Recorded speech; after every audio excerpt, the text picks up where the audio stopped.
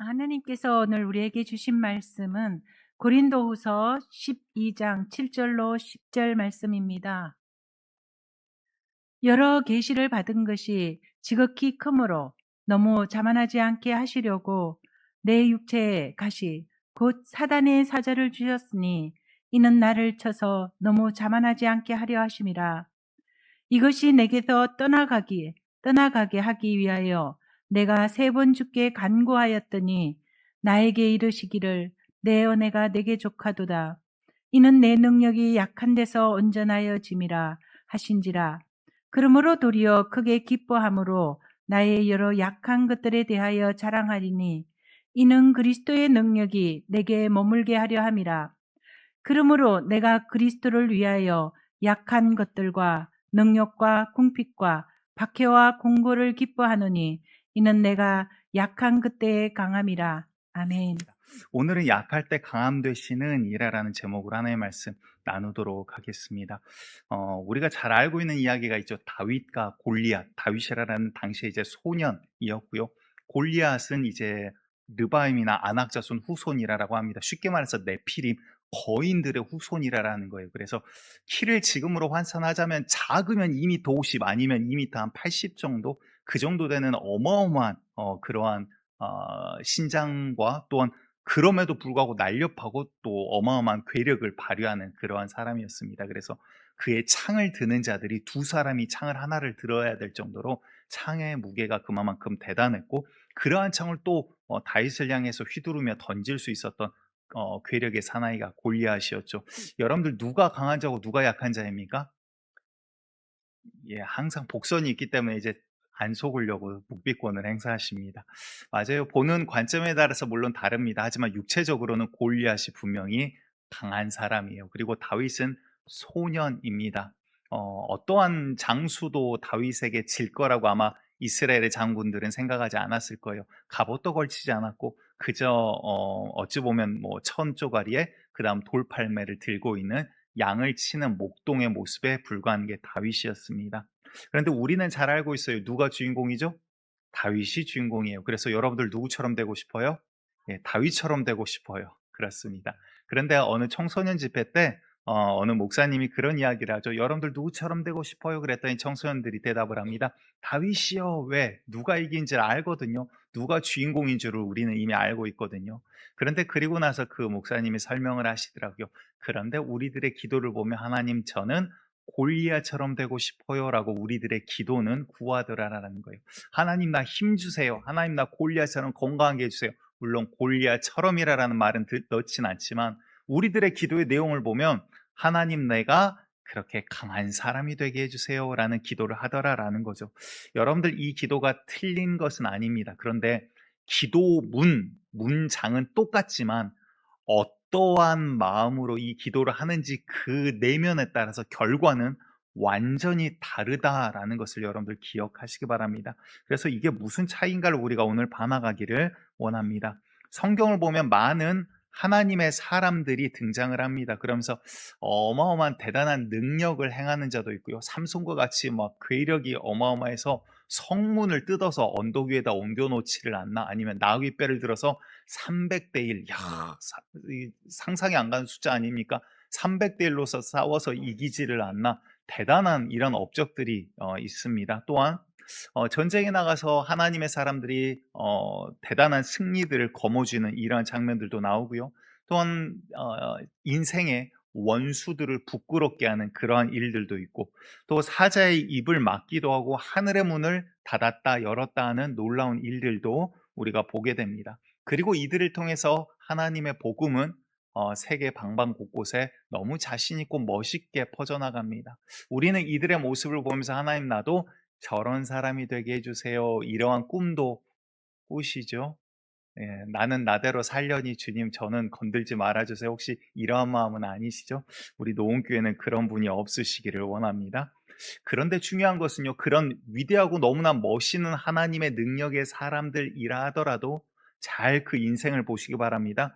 승리의 또한 성공의 순간이 아니라 그들의 인생을 보면 모두 다 하나도 빠짐없이 실패와 좌절과 넘어짐을 경험하더라라는 거예요.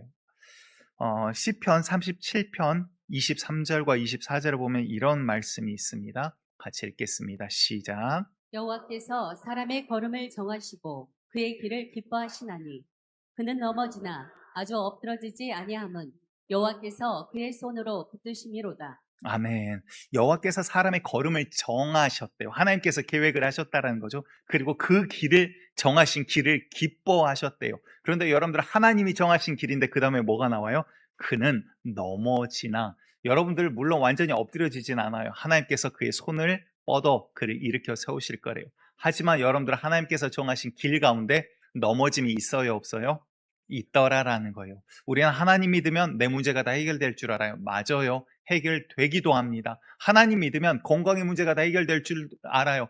맞아요. 그러기도 합니다. 실제로 우리 교회 가운데도 지금 그러한 역사들 가운데 하나님의 놀라운 손길들을 경험해 나가신 분들도 분명히 있습니다. 하지만 인생 가운데 분명히 넘어짐과 실패와 좌절이 뒤따르고 있더라라는 거예요.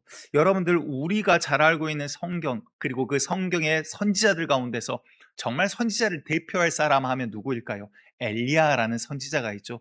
대단한 능력의 사람이거든요. 그의 기도를 하나님 또 기뻐 받으시고 이를 통하여 그 악한 시대에 하나님의 놀라운 능력을 나타냈던 게 엘리야이거든요.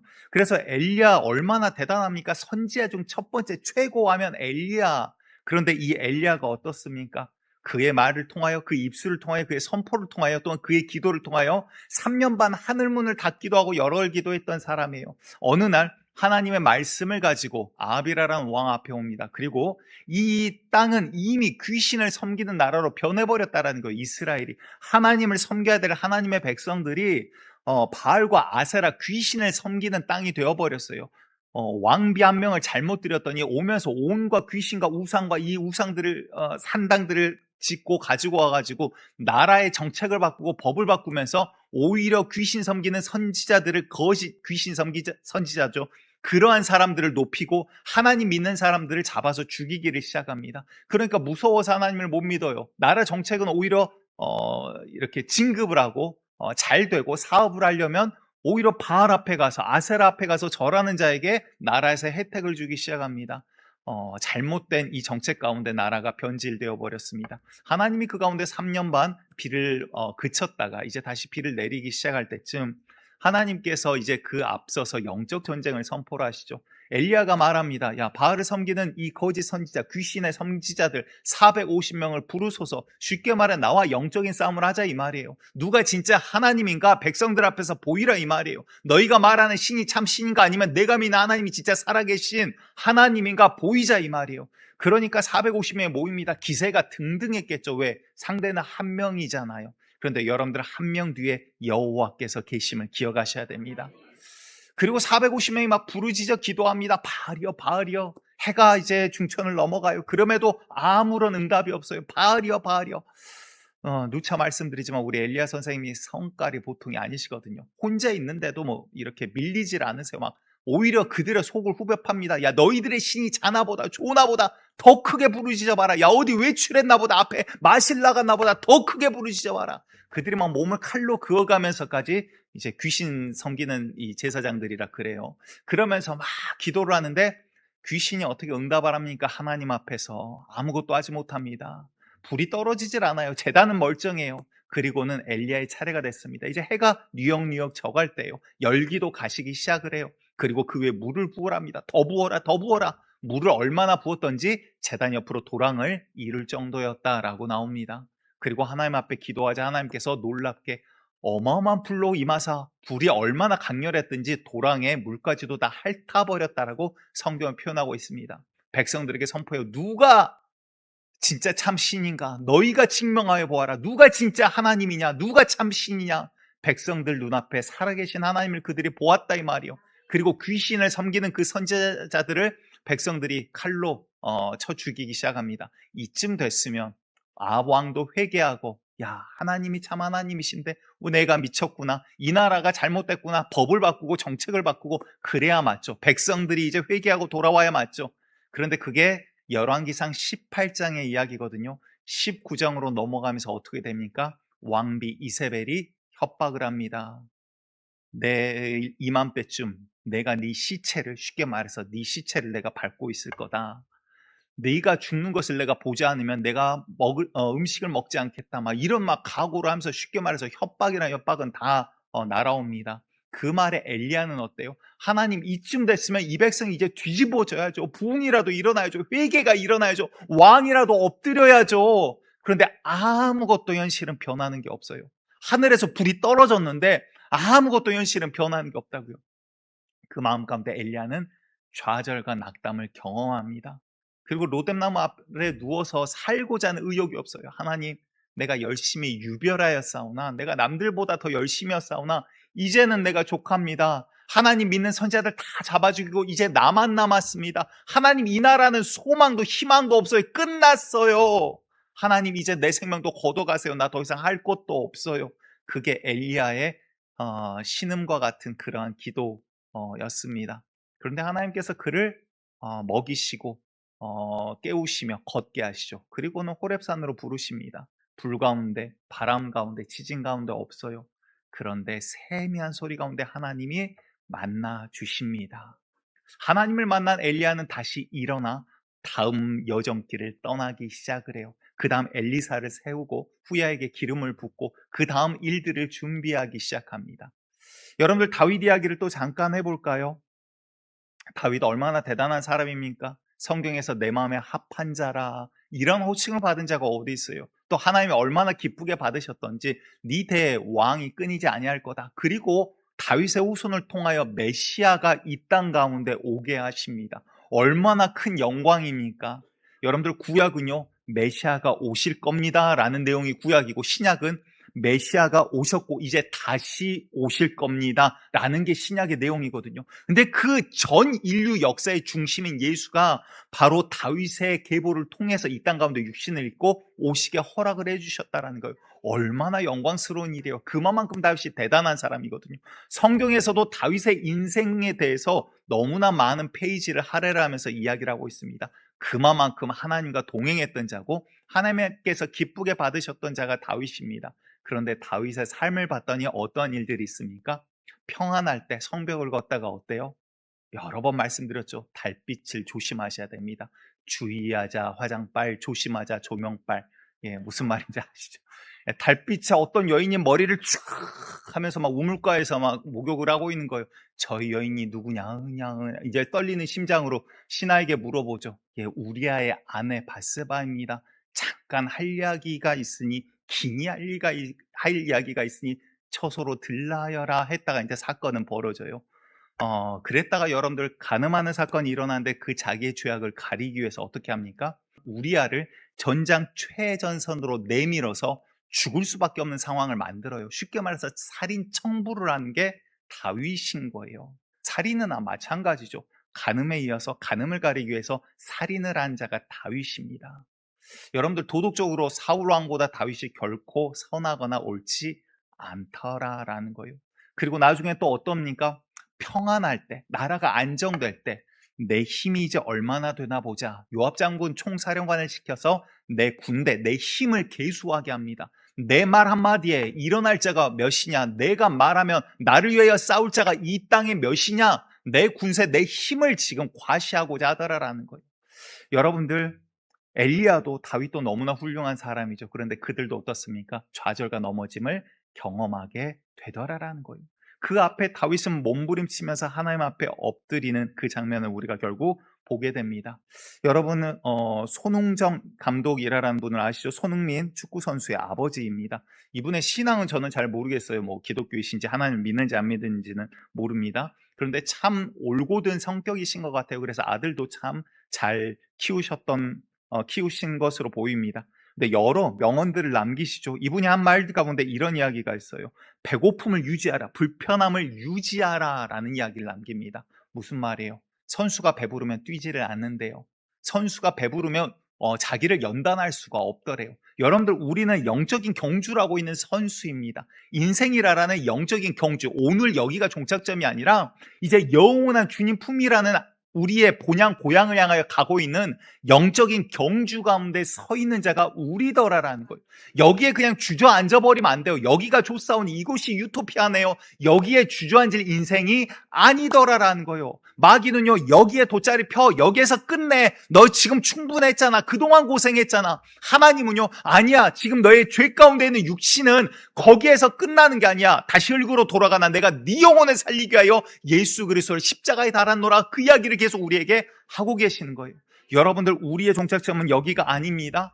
그래서 우리가 지금 멈출 수는 없는 거예요. 그런데 어떤 때 일이 일어납니까? 됐다 싶을 때, 다 됐다 싶을 때 성경이 뭐라 그래요? 섰다 생각하지 말라라는 거예요. 오히려 넘어질까 두려워하라라는 거예요. 사도 바울도 그렇게 복음을 전하고 죽은 자를 살리고 놀라운 일들을 행하면서 뭐라고 합니까? 나는 오늘도 죽노라. 나는 오늘도 이 영적인 싸움 가운데 싸워간다라는 거예요. 복음을 전하고 놀라운 일들을 행하지만 그게 내 진짜가 아니라 내 영혼을 위해서 오늘도 나는 주님 앞에 엎드리고 싸워가지 아니하면 나는 이 교만이, 이 자만이, 이 악한 것들이 하나님 앞에 드러나더라라는 거예요. 오늘도 이 영적 싸움 가운데 있기를 원합니다. 왜요? 엘리야는 극심한 고통 가운데 있어서 상황이 나밖에 남지 않았다라는 그 외로움 가운데 이제 내가 뭐를 해도 이 나라는 변하지 않는다는 희망이 없어지는 상황 가운데 좌절한다고요. 그런데 다윗은 언제 넘어집니까? 평안할 때 두 번 다 넘어져요. 다윗이 전쟁에 갈 때 넘어집니까? 나라의 사울왕에게 쫓길 때 넘어집니까? 이방 국가에서 장군 노릇할 때 넘어집니까? 아니에요. 언제 넘어져요? 평안할 때, 나라가 이제 굳건해집니다. 내가 전쟁에 나가지 않아도 내 장군들, 내 수하들이 나가서 승전보를 가지고 와요. 왕이시여 이번에 어느 성을 함락하였습니다. 누구와 싸워 이겼습니다. 어느 지역을 지켰습니다. 승전보들이 온다라고요. 성에서 성벽을 달빛을 받으며 거닐다가 죄악은 일어나요. 하나님 앞에 평안할 때, 내 힘이 그 어느 나라보다도 강대하다 할 때 교만이 하나님 앞에서 드러나게 되더라라는 거예요. 여러분들, 우리가 됐다 싶을 때, 우리가 이 정도면 살만하다 싶을 때 오히려 더 조심해야 된다는 사실을 기억하시기 바랍니다. 이제 우리나라 사실 얼마나 잘 삽니까? 이제 우리가 옆 사람과 비교하고 남들만큼 살고 남보다 더 잘 살기 위해서 우리가 허덕이는 거지, 지금 하루 밥 못 먹어서 굶으시는 분이 있습니까? 있으면 오세요. 교회에서 같이 라면 끓여 드시면 돼요. 여러분들, 근데 지금은 우리가 그러지 않잖아요. 사실 불과 몇십 년 전만 해도 우리 하루 세끼 먹는 집이 없었어요. 이제는 다이너마이트 한다라고 이제 하루를 막 굶고 막 그래놓고 배는 터질 것처럼 다이너마이트 되고 그러잖아요. 근데 여러분들, 우리에게 중요한 거 뭡니까? 우리가 평안할 때 우리의 영혼은 위기라는 사실을 기억하셔야 돼요. 그래서 이사야서 14장 12절에서 14절을 보면 이제 이거를 마귀에게 한 이야기로 보는 학자들도 있지만 직접적으로는 바벨론 왕에게 하는 이야기입니다. 이런 이야기를 합니다. 같이 읽겠습니다. 시작. 너 아침의 아들 계명성이여 어찌 그리 하늘에서 떨어졌으며 너 열국을 엎은 자여 어찌 그리 땅에 찍혔는고 내가 내 마음에 이르기를 내가 하늘에 올라 하나님의 뭇별 위에 내 자리를 높이리라. 내가 북극 지폐의 산 위에 앉으리라. 가장 높은 구름에 올라가 지극히 높은 이와 같아지리라 하는도다. 자, 너 아침의 아들 계명성, 이거를 이제 헬라어로 바꾸면 이제 루시퍼라라는 단어가 나옵니다. 그래서 이제 여기에서부터 시작이 돼서 마귀의 이름이 루시퍼다. 이러한 이야기들이 이제 전해지기를 시작을 합니다. 근데 바벨론이라는 국가는 사실은 번성기가 굉장히 짧아요. 몇십 년에 불과해요. 어마어마한 제국임에도 불구하고 그 역사가 짧습니다. 아수르를 짓밟고 일어나요. 그러니까 아수르는 무너지지 아니할 세계 최대 강국이었거든요, 그 당시에. 근데 그 나라를 밟고 일어나서 또 전쟁을 이어갔던 게 바벨론입니다. 그러니까 얼마나 대단해요. 하나님께서 그 권한을 그에게 잠시 허락을 하시죠. 근데 그 바벨론 왕이 어떻게 됩니까? 교만해져요. 그리고 어떤 생각을 합니까? 내 이름을 저 뭇별들보다 더, 금성이라는 게, 계명성이라는 게 무슨 뜻이냐면 하늘 가운데 가장 밝게 빛나고 있다라는 거예요. 야, 별들을 비춰봤더니 나보다 더 밝은 자가 없다라는 거예요. 그러면 내 이름을 별들이 아니라 다른 어떤 높은 구름보다도 더 위에 하나님과 같이, 절대자와 같이 내 이름을 높여볼까? 그런 마음이 들더라라는 거예요. 그 당시에 왕은 신으로 여겼습니다. 그래서 바벨론 왕을 가리킬 때, 야, 당신은 신 중에 신 아닙니까? 그래서 우리가 잘 알고 있는 다니엘서에 나오는 그런 여러 가지 사건들이 벌어지기도 합니다. 여러분들, 그러자 어떻게 되는 거예요? 그 마음이 교만해지는 거예요. 내가 이 땅을 정복했고, 내가 아수를 이겼고, 내가. 그러니까 어떻게 됩니까? 하나님 앞에 교만한 자로 그 악이, 죄악이 드러나게 되더라라는 거예요. 여러분들, 우리의 삶 가운데 오히려 평안할 때 우리는 때로 넘어집니다. 오히려 괜찮다고 할 때 오히려 덫에 걸리기도 하고, 죄악 가운데 넘어지기도 하고, 혹은 이만하면 됐다 싶을 때 한 걸음만 더 갈까, 그 작은 욕심 하나에 사업이 무너짐을 경험하기도, 실패를 경험하기도 합니다. 그런데 여러분들, 중요한 말을 기억하셔야 돼요. 세상에 그런 이야기가 있죠. 아픈 만큼 성장한다. 그렇죠. 그런데 아니에요. 여러분들, 아팠는데 이 아픔을 어떻게 극복했느냐가 성장을 결정하는 거예요. 이 극복하는 과정이 없으면 이 아픔이 또 오면 똑같이 또 아파요. 나는 그대로거든요. 변하지 않았거든요. 근데 이 아픔을 내가 어떻게 지혜롭게 극복했냐에 따라서 나의 성장은 결정이 되는 거예요. 우리의 신앙도 마찬가지입니다. 어린아이가 촛불에 손을 띄었어요. 불을 처음 경험했어요. 너무 뜨거워요. 손에 지문이 약간 일그러졌습니다. 화상이 입었어요. 시려워요. 몇 날 며칠을 두고 아픕니다. 그리고 나서 뭘 합니까?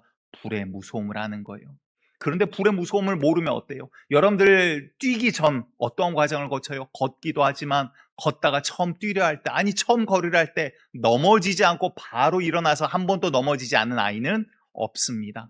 넘어지는 법을 알아야 그 다음 일어나는 법도 배우는 거예요.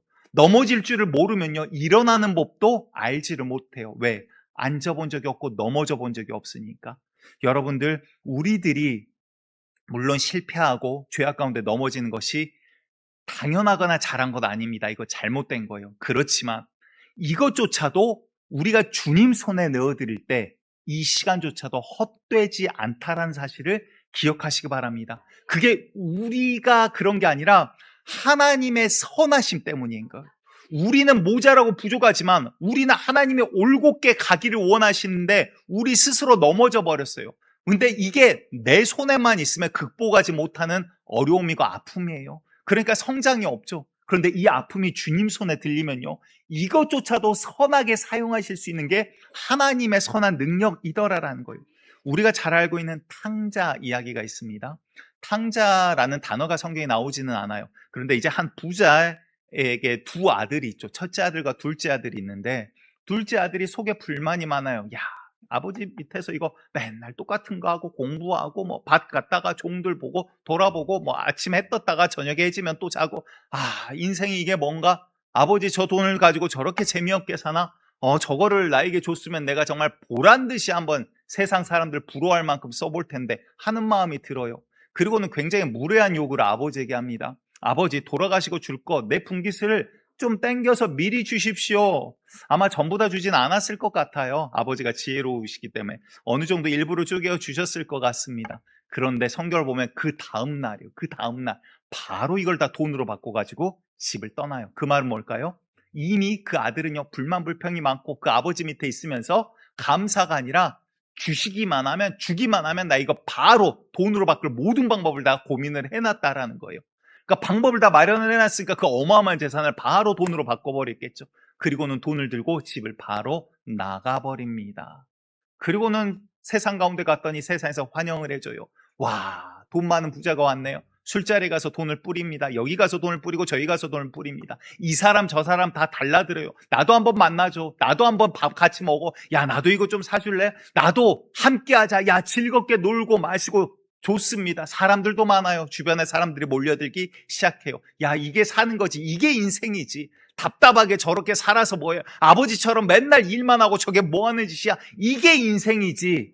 그런데 어느덧 그날이 도달합니다. 여러분들, 하나님께서는 항상 우리를 위해서 그날을 예비하고 계세요. 기근이 닥치는데 나라에 지금까지 보지 못했던 기근이 닥쳐요. 부자라고 뭐 가난하고 할 게 없이 모두 다 궁핍한 시대가 되어버립니다. 돈은 다 소진이 되었어요.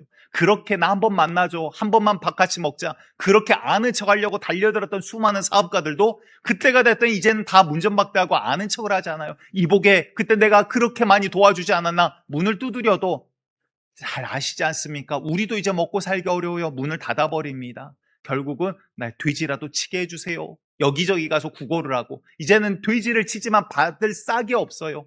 돼지가 먹는 쥐염 열매를, 돼지의 사료를 쉽게 말해서 같이 먹으면서 연명을 합니다. 울면서 과거를 회상하죠. 내 아버지 집에는 아무리 기근이 닥쳐도 우리 아버지는 항상 창고를 가지고 예비하셨는데, 아무리 어려워도 우리 아버지 집의 종들은 굶지 않았는데 내가 이곳에서 이렇게 죽게 생겼구나. 자, 여기까지가 후회예요. 그리고 회개는 뭡니까? 내 발걸음을 아버지에게 돌이키는 게 회개예요. 그리고 돌아가기 시작합니다. 그러자 이 아들은 무엇을 경험합니까? 나는 이제 아버지의 아들이라 불릴 자격도 없습니다. 종으로라도 나를 써주십시오. 왜? 그 땅은 이제 종도 필요가 없고 다 굶어 죽게 생겼으니까. 아버지 저 멀리 보이는데 맨발로 좋은 옷을 입은 아버지가 땀을 뻘뻘 흘리며 뛰어나옵니다. 그리고는 냄새가 펄펄 나는 자신을 끌어안으면서 아버지의 겉옷을 입혀줘요. 가락지를 끼워줘요. 신발을 갖다가 자기의 신을 벗어서 신겨줘요. 아버지는 발이 아픈지 어쩐지도 모릅니다. 그런 아버지의 사랑을 경험을 하게 돼요. 그런데 첫째 아들이 그 소식을 듣고는 화를 내죠. 아버지, 나를 위해서는, 나와 내 친구들을 위해서는 송아지 한 마리 잡아준 적 없지 않습니까? 그런데 어찌 저 배은망덕한 놈, 배신자, 아버지의 재산 가지고 나아가버린, 쉽게 말해서 저런 예의도 모르는 나쁜 놈을 위해서는 소를 잡고 잔치람이 어찌 됨입니까? 라고 이야기를 해요. 자, 잘 보세요. 첫째 아들이나 둘째 아들이나 똑같이 아버지 품에 있을 때는 아버지의 은혜를 몰라요. 여러분들, 우리가 하나님의 보호와 은혜 가운데 있을 때 우리는 교만한 게 뭐냐면, 내가 잘해가지고 사업 성공한 줄 알고요, 내가 똑똑해가지고 열심히 해서 공부 잘해서 대학 간 줄 알아요. 그게 우리예요. 내가 열심히 하고 내가 열심히 살았기 때문에 그 결과로 지금 오늘 내가 이렇게 산다라고 생각하는 게 우리라는 교만 덩어리라고요. 그런데 여러분들, 성경은 분명히 말씀하십니다. 일할 능력도 내가 주었다. 네 능력으로 한 게 아니라 네가 일할 능력조차도, 오늘 네가 예배드릴 능력조차도, 시간조차도, 생명조차도, 건강조차도 내가 주었다라고 하나님께서는 말씀하고 계시는 거예요. 그런데 우리는 아버지 품에 있을 땐 그게 은혜인지를 몰라요. 근데 탕자는 어때요? 아버지 품을 떠나봤잖아요. 첫째 형은 아직 몰라요. 그런데 탕자는, 둘째는 아버지 품 떠나봤더니 돈 아무리 많아도 이 돈이 나를 잠시일 뿐이지 나를 지키지를 못하는 걸 경험했거든요. 그리고 아버지 품이 얼마나 안전한지를, 그 은혜가 얼마나 큰지를 알아요. 여러분들, 중요한 부분입니다. 우리 가운데 죄가 없는 자는 없습니다. 선한 자는 없어요. 그렇기 때문에 모두 다 예수님이 필요한 사람이에요. 그런데 중요한 거는 이제 내 아픔과 연약함과 잘못을 가지고 주님 앞에 내어드리며 오는 자가 있고, 내 잘못을 그대로 갖고 감추면서 나는 괜찮아 하면서 살고 있는 자가 있더라라는 거예요. 여러분들, 우리가 우리의 잘못을 아무리 감춘다라고 한들 그게 감춰집니까? 아니요. 속에 오히려 골마 터져요. 나를 더 상처 입히고 골문 부분은 점점 내게 이 썩어가는 부위를 커지게 만들더라라는 거예요. 우리는 어때요? 오늘 교회 오실 때도 물론 너무나 멋있고 예쁘고 아름답고 입에 침 발랐습니다. 물론 여러분들 그러시지만 이제 예쁘게 보이기 위해서 또 화장도 하고, 원래 없던 눈도 이만한데 막 이렇게 크게 그리시고 막 하잖아요. 머리도 막 아침 일어나자마자 막 돌돌이 막 말아서 그리고 막 돌아다니시고, 자녀분들 보면 한 번씩 깜짝 놀라고 막 이러지 않습니까? 근데 이렇게 하는 이유가 뭐예요? 왜? 예쁘게 보이고 싶거든요. 교회 올 때는 나 괜찮아, 나 부해, 나 문제 없어, 나 점잖아, 나 사회적으로 아무 이상 없이 잘 살고 있어, 나 부럽지, 남부럽게 살고 있는 모습을 보여주고 싶은 가식이 있거든요. 여러분들, 주님 앞에 나아갈 때 정말 우리의 마음이 있는 모습 그대로 나아갈 수 있기를 간절히 축복드립니다. 왜요? 우리 주님께서는 우리의 신부와 깊은 것까지도 감찰하고 바라보고 원하시는 분이세요. 우리의 겉모습이 아니라 우리의 마음을 원하고 계신다고요. 나 하나님 예배 드렸죠, 나 헌금 드렸죠, 나 봉사도 했죠가 아니라 그 가운데 마음 없으면 하나님은 아파하세요, 슬퍼하세요. 왜? 신앙은 관계의 문제이기 때문에 그렇다는 거예요. 근데 우리가 자꾸 감추려고만 해요. 사람들 눈에 보이는 것, 사람들 앞에서도 감추고 하나님 앞에서도 그저 감춰요. 나 잘못한 거 없어요, 나 괜찮아요. 그런데 잘 보세요. 예수님이 오셨을 때 누가 예수님을 알아봅니까? 내가 죄인을 알고 내 연약함을 아는 자들이 오히려 예수님을 알아봐요. 주여, 선생님, 내가 살려면 어찌해야 합니까? 나 이런 죄인입니다. 나 창기입니다. 나는 이런 세리입니다. 난 도둑놈입니다. 선생님, 내가 어떻게 해야 하나님 앞에 나아갈 수 있습니까? 이 죄인이 내가 죄인인 걸 알고 고백하는 자들이 오히려 예수님을 만나더라라는 거예요. 그런데 바리새인들은 어떻습니까? 오 하나님 감사합니다. 나를 저 세리와 창기처럼 짓지 아니하시고 나를 거룩하게 지으신 하나님 감사합니다. 그 말은 뭐예요? 나는 죄 없는 거룩한 주의 백성입니다. 그러니 나는 예수가 필요 없습니다예요. 그러니 예수님이 눈앞에 있어도 알아보질 못해요.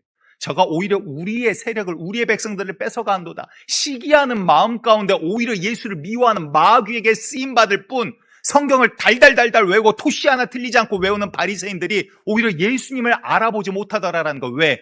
나의 연약함을 인정하고 나의 연약함을 보지 못하기 때문에 그렇더라라는 거예요. 나는 괜찮아. 나는 잘못한 게 없어. 그러니까 예수가 필요가 없는 거예요. 여러분들 지금도 우리들 가운데 그러한 교만이 의외로 굉장히 많이 있습니다. 오히려 여러분들 성경을 보면 귀신 들린 아버지의 간절한 심정이 나와요. 선생님, 무엇이든지 하실 수 있거든 우리를 불쌍히 여기사 도와주소서. 그러자 예수님 말씀하시죠. 할 수 있거든이 무슨 말이냐? 믿는 자에게. 정말 네가 하나님을 믿냐? 정말 내가 하나님의 사람인 것을 믿냐? 믿는 자에게 능치 못함이 없느니라. 주여, 내가 믿나이다. 나의 믿음 없음을 도와주소서. 고백을 해요. 그 고백을 받고 나서야 주께서 더러운 귀신을 그 아들에게서 쫓아내시더라라는 거예요. 무슨 말이에요? 이 아버지는 지금 간절해요. 근데 언제부턴가 우리가 풍요로움 속에 간절함이 없어져 버렸습니다. 풍요로움 속에 나를 가려도 아무런 이상이 없는 걸로 착각하고 있어요. 여러분들 과거 조금 전 우리나라가 부흥할 때 100년, 200년 전 어땠습니까? 우리나라 아무것도 없었어요. 백성들 못 살았다고요. 하루 3끼, 점심, 아침, 저녁 2끼인데 낮에 점 하나 찍는다 그래서 점심이라고 했대요. 과거에는 2끼밖에 못 먹었대요. 2끼도 먹으면 다행이었대요. 그런 시대가 있어요. 겨울을 나면서 보릿고개란 말이 왜 생겼습니까? 굶어 다 죽어가니까 먹을 게 없어서 소나무 껍질을 벗겨서 그거를 풀을 써서 죽을 써서 먹은 시대가 있었으니까. 그런 시대가 불과 몇십 년 전이라고요. 우리나라. 그때는 가릴 게 있습니까? 아니요. 다 못 살았거든요. 부끄러운 게 아니라 하나님, 이게 내 문제였어요. 하나님, 이게 내 모습이었어요. 아무것도 할 수 없고 아무런 능력도 없고 아무것도 내 손에 쥐어진 게 없는 게 내 모습이었다고요. 그러니 솔직하게 오히려 하나님 앞에 나아갔어요. 그런데 지금 어때요? 풍요 가운데 나를 감춰요. 가면을 써요. 하나님, 나 정장 입고 왔어요. 나 오늘은 토니 파마했어요. 오늘은 나 새로 산 구두 신고 왔어요. 하나님, 나 이쁘죠? 하나님, 나 잘했죠? 그런데 우리의 상한 심령을 보고 주님께서는 슬퍼하고 계세요. 오히려 우리의 마음을 바라보고 계시다고요. 속은 썩어 문드러져 가고 있고 상처 가운데, 실패 가운데, 좌절 가운데 넘어져 있는데 스스로 인정하지 못하기 때문에 막상 갈급함이 없어져 버렸어요. 귀신 들린 아들을 가진 아버지는 미친 듯이 그 앞에 부르짖습니다. 그 앞에 바리새인들, 서기관들, 수많은 사람들이 논쟁을 하며 누가 옳으냐 틀리냐 딴소리만 하고 있어요. 그런데 아버지에게는 이 아들을 살려야 되는 간절함이 있다라고요. 여러분들 내 영혼을 향한 간절함이 있습니까? 여러분들 정말 살고자 하는 간절함이 우리 가운데 있습니까? 왜 없어졌을까요? 이제는 가식으로 살만하거든요. 다윗이 성벽을 거닐 때처럼 이제는 다른 것들이 보이거든요. 내 영혼을 바라보지 않아도 내 육체적으로 내가 살만하니까 괜찮다라고 착각하거든요. 그래서 라오디게아 교회 이야기를 계속 드리는 거예요. 스스로 부하다, 괜찮다 하는데 주님 보실 때는 너 지금 가려내, 삐쩍 말라있어, 너의 부끄러움을 가려. 주님께서는 계속 말씀하시는 거예요. 여러분들, 우리의 영혼이 주님 앞에 정말 갈급함으로 나의 연약함을 인정하고 나아가는 자가 되시기를 원합니다. 그러기에 여러분들 신앙의 첫 걸음은요, 주님 앞에 나아갈 때 나의 연약함을 먼저 인정함에 있더라라는 거예요. 나의 실패를 먼저 인정함에 있더라라는 거예요. 그래, 나 그거 못해. 나 그거는 안 되는 거야. 내가 해봤는데 내 능력은 그거 아니야 라는 것도 인정이 되어야 돼요. 내가 실수했고 내가 죄악이었고 내가 못난 나의 부분도 인정이 되어야, 그러기 때문에 주님을 더욱더 갈급하게 찾을 수밖에 없더라라는 거예요. 그런데 우리는 이제 그러지 않아도 돈으로 해결이 돼버려요. 그러지 않아도 전화 한 통하면 누군가 도와주러 와버려요. 너무 편리한 시대가 되었어요. 아니요. 우리의 도움은 하나님 아버지께로부터만 오는 거예요. 세상으로 오는 게 그게 내 영혼을 살리지 못한다고요. 내 영혼을 살리는 생명의 근원은 우리 여호와 하나님 한 분밖에 계시지 않더라라는 거예요. 여러분들 그러기에 첫 번째로 나의 연약함이 인정되어진 은혜가 있기를 간절히 축복드립니다. 내 연약함이 인정되지 않기 때문에 우리가 자꾸 부딪히고 여러 가지 일들이 생겨요. 하나님 앞에서 일도 생기고 사람 가운데서도 일이 생깁니다. 제가 어머니를 모시고 이렇게 여행해 본 적이 없어가지고 이번에 누님들하고 한 2박 3일인데 뭐 2박 2일 같은 2박 3일이었는데 강원도에 잠깐 갔다 왔어요.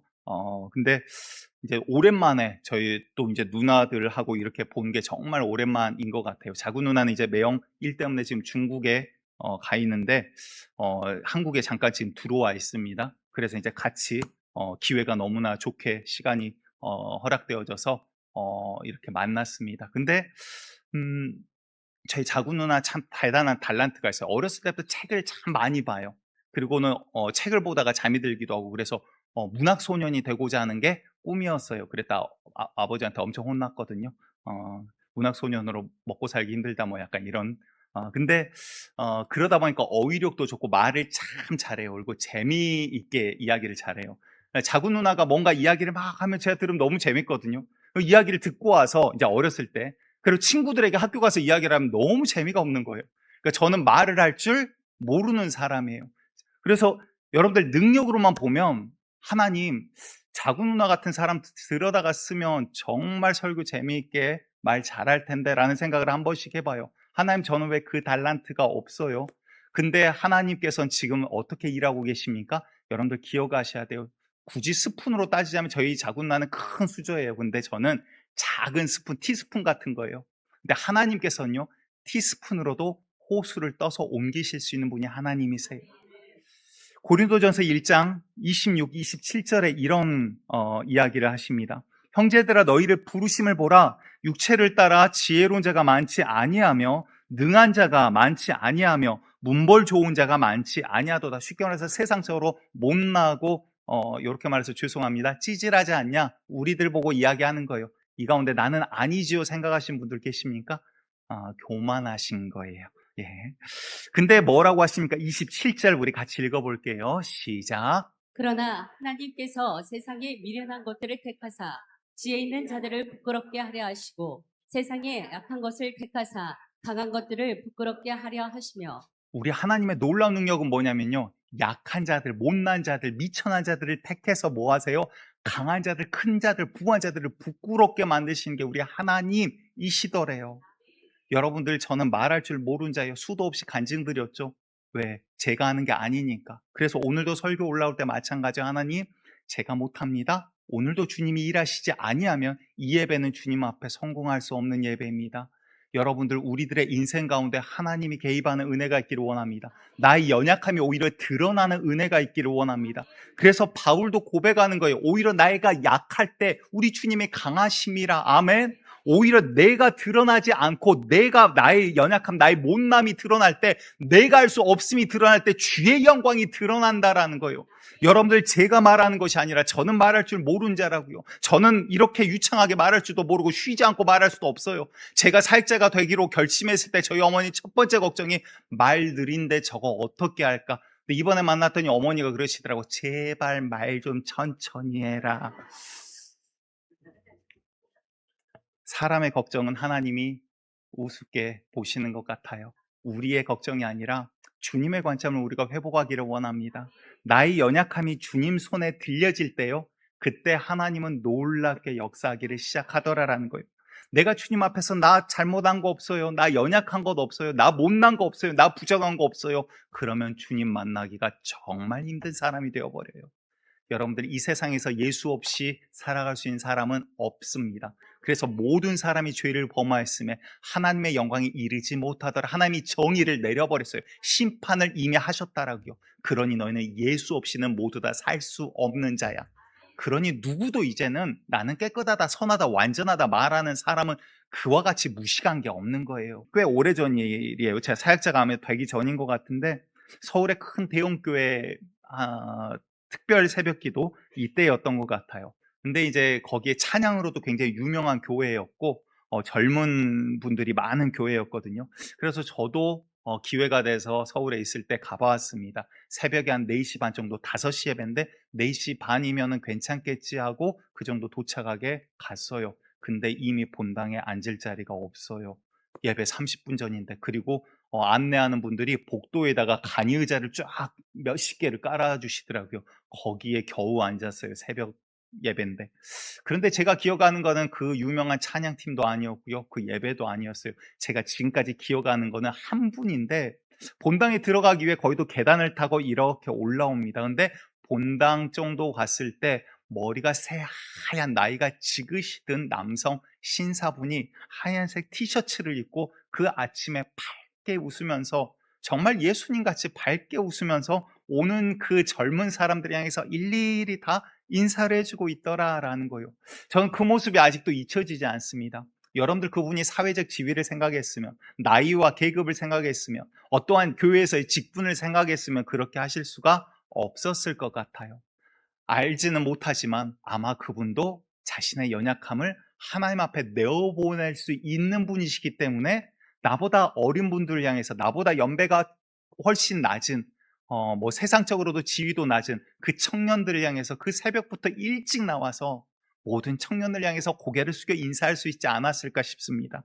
여러분들, 하나님께서는요, 이스라엘이 광야를 지날 때 구름기둥 불기둥으로 날마다 함께 하셨어요. 날마다 만나도 주셨고요. 또한 그들이 죄악 가운데 하나님을 떠나고자 할 때는 땅이 벌어져서 이런 지진을 통해서 징계를 하시기도 합니다. 또한 홍해가 갈라지는 사건을 그들이 경험하기도 했어요. 그들이 한 게 무엇입니까? 사실은 싸우기도 하고 열심히 살았겠죠. 하지만 진짜 큰 역사는 모두 다 하나님이 하셨어요. 그렇죠. 성경을 가만히 보면 결국은 하나님이 하셨다라고요. 이게 무엇일까요? 하나님께서 말씀하신 거예요. 너희는 내 백성이고 나는 너희의 하나님이 됨이니라. 이 약속을 지키시기 위해서 이스라엘 가운데 역사하신 하나님을 보여주셨다라고요.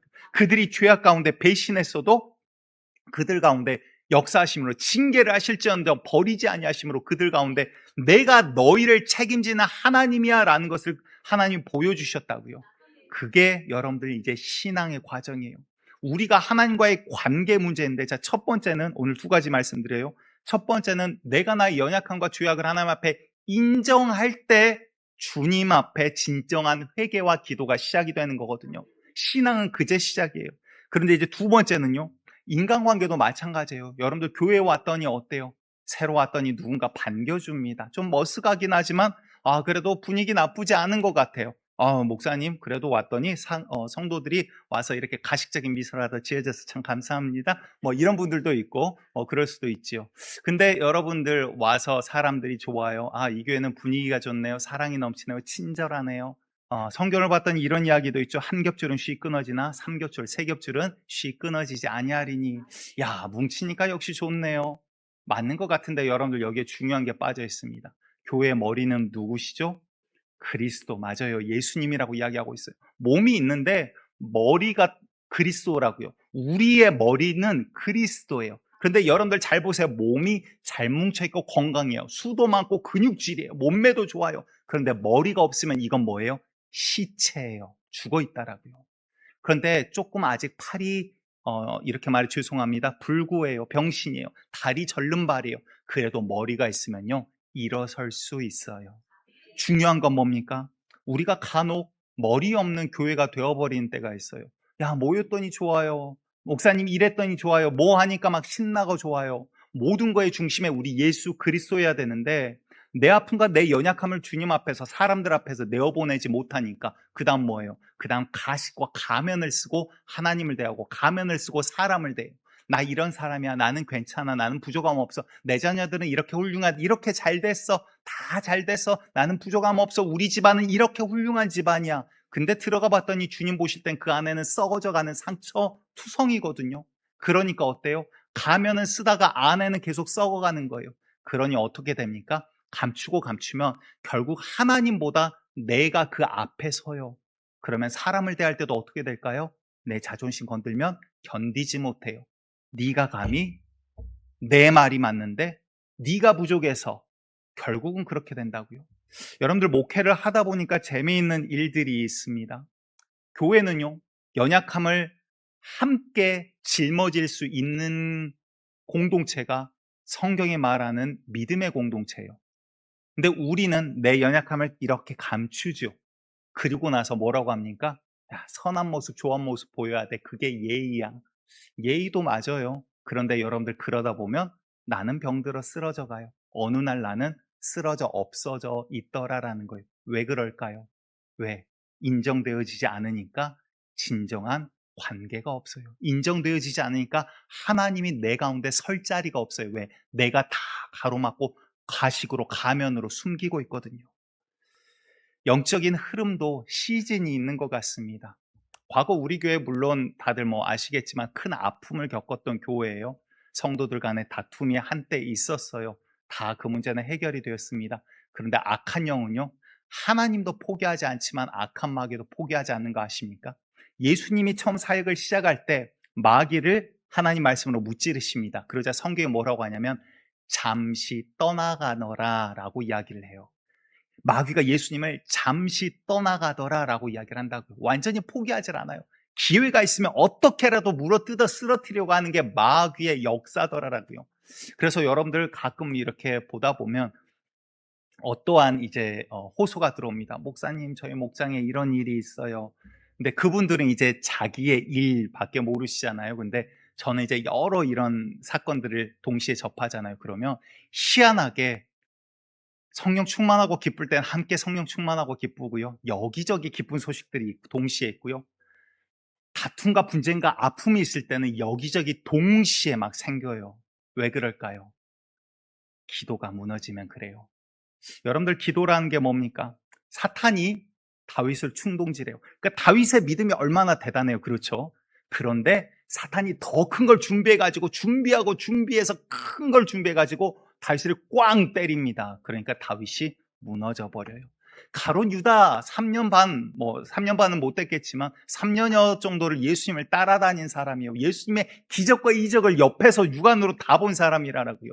총무를 맡았어요. 12 가운데서도 얼마나 꼼꼼했던지 돈 계산하는 일을 맡았다라고요. 그런데 가룟 유다 마음에 마귀가 예수를 팔려는 생각을 집어넣어요. 가룟 유다에게만 합니까? 대제사장에게 이 시기함을 집어넣고요. 군병들에게 이 모든 것들을 조장을 하고 결국은 십자가에 꽝 매다는 하이라이트를 만들어내더라라는 거예요. 여러분들 무슨 말입니까? 하나님께서는 성경 계속해서 우리에게 말씀하세요. 악한 원수 마귀는 우는 사자와 같이 삼킬 자를 찾고 있다. 너희는 뭐하라? 항상 깨어 근신하라. 기도하라 라는 거예요. 아멘. 여러분들 우리가 왜 기도합니까? 주님께서 말씀하신 거예요. 기도하라 이 말은 네가 주님 앞에 서라라는 거예요. 아멘. 기도하라 그 말은 네 자신을 주님 앞에 내어놓으라는 거예요. 기도하라 그 말은 네 자신을 너의 눈이 아니라 너는 볼 수 없으니까 우리의 눈은 바깥 상대방밖에 못 본다라고요. 그래서 맨날 상대방이 잘못밖에 보이지 않아요. 그런데 주님의 눈으로 성령의 눈으로 너 자신을 바라보라라는 거예요. 기도하라 그 말은 이제는 주님을 바라보라라는 거예요. 세상 바라보고 세상의 기준이 아니라 하나님 바라보며 살으라라는 거예요. 이제 기도하라 그 말은 너희의 교만이 마귀의 손에 있으니 뿌리쳐 이 마귀의 손을 끊어버리라라는 거예요. 기도하라 이 말은 분쟁을 일으키는 마귀의 이 그물덩어리를 다 잘라내어 버리라라는 거예요. 아멘. 여러분들 우리 가운데 분쟁과 다툼과 육신의 소욕과 정욕을 따라 교회 가운데서도 일어나는 일들이 간간히 계속해서 일어나요. 왜? 마귀는 오늘도 포기하지 않고 여러분들을 충동질하고 있거든요. 더 큰 대포를 준비해서 자 너도 해봐. 자 네가 했잖아. 자 너를 무시하는 누구를 가서 받아버려 한다라고요. 왜? 마귀는 하나님의 나라를 무너뜨리기를 위해 지금도 쉬지 않고 일하니까. 여러분들 우리가 기도하는 이유는 다른 게 아닙니다. 요한복음 15장 5절에 주님 말씀하세요. 나는 포도나무여 너희는 가지라. 그가 내 안에 내가 그 안에 거하면 사람이 열매를 많이 맺나니 나를 떠나서는 너희가 아무것도 할 수 없느니라. 여러분들 주님 없이는 우리는 할 수 없어요. 실패와 좌절은요, 내가 주님 없이는 아무것도 아니네요를 경험하는 과정이 되어야 돼요. 그냥 내가 실패했네, 다음에 어떻게 해서 성공하지? 물론 고민하셔야죠. 근데 이거를 통해서 주님께서 우리에게 주고자 하는 말씀을, 메시지를 가지셔야 돼요. 내 힘으로 되지 않기 때문에 기도하는 거라고요. 반대로 이야기하면 기도하지 않은 자는 교만한 자라고요. 하나님 없이도 내 힘으로 할 수 있어요. 나는 골리앗이에요 라고 말하는 게 기도하지 않는 자라고요.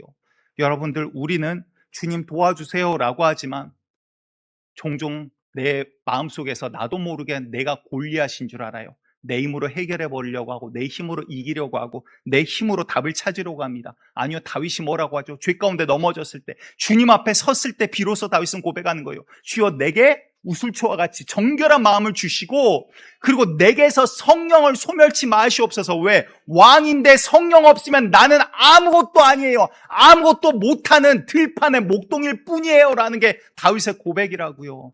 여러분들, 우리는 뭐를 할 수 있습니까? 기도할 수 있습니다. 우리는 뭐가 능력입니까? 기도가 우리의 능력이에요. 우리는요, 나의 연약함이 주님 앞에 내어드려질 때, 인정되어질 때 주님의 일하심을 경험하기 시작하더라라는 거예요. 브라이언 방 목사님이라는 분이 있어요. 서울에 이제 저스트 지저스, 올리 지저스라는 그 오직 예수라는 그 단체를 만드셔서 지금 대표로 계십니다.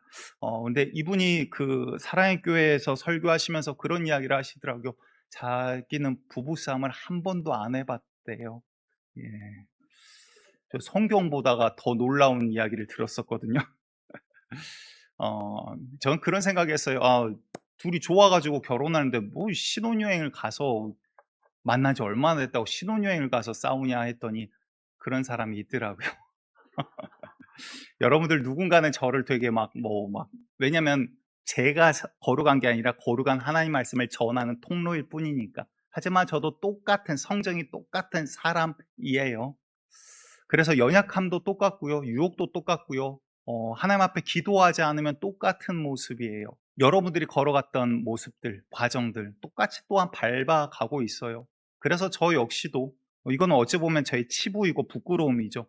누구의 잘못이라는 게 아니라 서로 간의 미흡함 때문에 저희 부부도 종종 부딪히고 다툽니다. 물론 손잡고 같이 걷기도 해요. 하지만 때로는 또한 그런 아픔과 다툼이 너무나 괴롭고 힘들어서 다른 생각을 할 때도 있어요. 하나님, 나 이거 진짜 못 견디겠어요. 사역이고 뭐고 저 못 버티겠어요. 이 결혼 생활 힘들어요. 나 더 이상 할 수 있는 게 없어요 할 때도 생기더라고요. 그런데 할 수 있는 거 딱 하나 있더라고요. 아무것도 할 수 없을 때 할 수 있는 거 한 개 있어요. 그게 기도예요. 하나님 앞에 내 연약함 나 괜찮아요가 아니라, 여러분들, 내 연약함이 주님 앞에 내어질 때 그때 주님은 일하기 시작을 하는 거예요. 하나님 앞에 내 감정, 내 느낌, 내 생각으로 하나님 나 못해요 노 했더니 하나님은 I know, 그래 알아, 너 힘든 거 네 능력으로 안 되는 거 알아. 근데 but it's okay, 괜찮대요. 아니, 내가 안 괜찮은데 하나님은 괜찮으시대요. 아니, 하나님 안 괜찮다고요. 그런데 주님은요, 이제 내가 일할 거거든 그러세요. 여러분들, 내 힘으로 내가 잡고 있으면 그 끝까지 내가 책임져야 돼요. 근데 하나님, 나 죄 가운데 이길 힘이 없네요. 하나님, 나 이 연약한 가운데 내가 이렇게 못났네요. 하나님, 나 내 능력으로 살아온 줄 알았는데 주님이 능력 안 주셨더니 아무것도 못하네요. 다윗 전쟁의 신이었어요. 나가서 져본 적이 없는 게 다윗이라고요. 근데 다윗이 뭐라 그래요? 성령 떠나면 나는 들판의 목동이에요. 성령을 내게서 솔멸치 마시옵소서. 왕의 입에서 나오는 말이 하나님 없으면 나는 껍데기예요 라는 거라고요.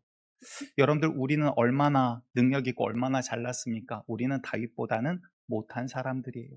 성령님 없으면, 하나님 없으면 우리는 아무것도 아니라고요. 근데 아버지 품에 있으면서 은혜가 내 능력인 줄 착각하며 교만하게 살아왔어요. 하나님, 내 연약함을 주님 앞에 내어드립니다. 주님 없이는 나는 할 수 없습니다. 이 가운데 혹여 사업이 어려워서 여러 가지 과정들, 여러 힘든 관계들, 어려움 가운데 낙심할 때 있어요. 엘리야도 다윗도 넘어져요. 울어요. 슬퍼요. 괴로워하는데 답이 보이지 않아요. 그런데 할 수 있는 것 하나님 앞에 기도하더라고요. 그러면 사울 왕은요, 사람 앞에서 자기의 흠을 감추려고 사무엘 선지자를 옆에 세워놔요. 결국은 하나님께 버림받죠. 그런데 다윗은요, 그 큰 죄악을 저질렀어도 하나님 앞에 울며 불며, 비록 자녀들이 칼부림이 났고 백성들이 7만 명이 죽기는 했지만 울며 불며. 왜? 길은 그거 하나밖에 없으니. 결국 엎드린 자를 주님께서 붙잡아 주시더라고요. 시편 51편 17절에 이렇게 말씀하십니다. 시편이죠. 하나님께서 구하시는 제사는 상한 심령이라. 하나님이여, 상하고 통회하는 마음을 주께서 멸시하지 아니하시리이다. 주님께서 지금 찾으시는 게 뭡니까? 오 할렐루야, 하나님 풍요롭게 해주신 주님 감사합니다. 감사도 올려야죠. 그런데 주님 앞에 나의 연약함을 가지고 주여 아버지, 주님 없이 나 아무것도 할 수 없어요. 하나님이 가난한 심령 주여 기억하여 주시옵소서. 오늘도 내가 주님 손잡지 않으면 나 오늘 하루도 버틸 수 없는 게 저예요. 그때 주님은 일하기 시작하십니다. 여러분들 개인의 문제도, 가정의 문제도, 교회의 문제도 마찬가지고요. 그리고 나라의 문제도 마찬가지입니다. 너희의 싸움은 혈과 육에 대한 싸움이 아니라 공중의 권세 잡은 자, 곧 불순종의 아들들 가운데 역사하는 이 영들과의 싸움이라 말씀을 하세요. 무슨 말입니까? 우리에게 지금 해야 될 것은요, 나라도 여러분들 마찬가지예요. 하나님이 기뻐하시지 않는 방향으로 흘러가는 부분이 분명히 있어요. 나라 위해서 이제 기도하셔야 돼요. 기도하셔야 돼요. 인간의 생각으로 가면요, 이게 맞거든요. 근데 그대로 가면 마귀가 원하는 결과가 나와버려요. 왜? 영적인 싸움이 우선되기 때문에. 영적으로 먼저 하나님께서 이기시도록, 하나님께서 일하시도록, 하나님께서 역사하시도록 먼저 기도함으로 우리가 이 나라가 주의 뜻을 따라 마지막 때를 준비하는 나라 민족, 그 땅이 되기를 간절히 함께 기도해 주시기를 간절히 축복드립니다.